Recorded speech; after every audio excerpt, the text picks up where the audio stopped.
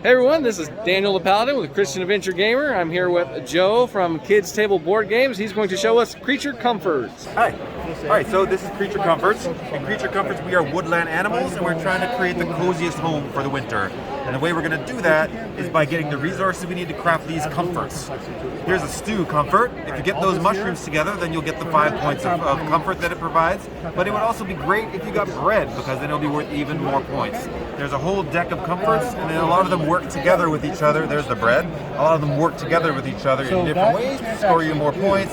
Some of them provide little storage locations, like if you built a hearth, then you could store wood on that hearth, and it gets you more points for little sets of wood, and so on.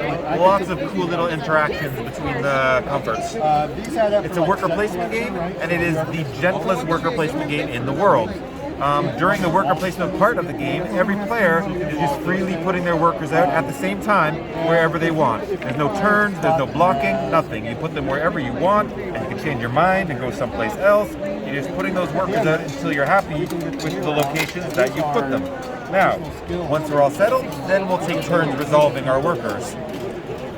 Some of the locations require certain dice in order to resolve those locations successfully, and here's the twist. Before you place your workers, you're going to roll your own 2 colored dice, and that's going to give you a little bit of advanced information about what you're going to be able to accomplish on your turn.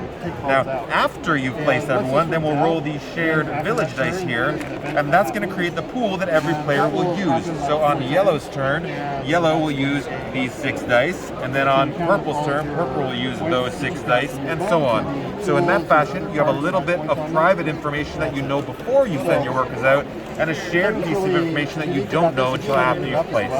So because of that, you might fail at some of the places that you go. So for example, if I went here and I didn't have 2 dice that totaled 5 or lower, let's say that this was my spread of dice, I could not resolve this rabbit. The rabbit comes home empty-handed, but he gets a lesson learned token, which on a later turn he could use to raise dice up or down. Oh, cool. So it's not the worst thing in the world to come home empty-handed, because you're a bit wiser for next time.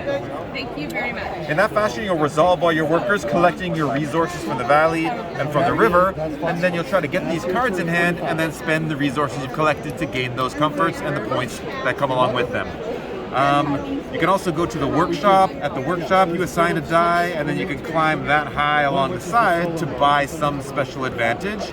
You could go to the inn, and there are different travelers that come every round. And depending on the traveler that's there, some new thing is happening in town. And if you send a worker there, the die you assign lets you interact with them in a different way. In that way, we'll go through the seasons.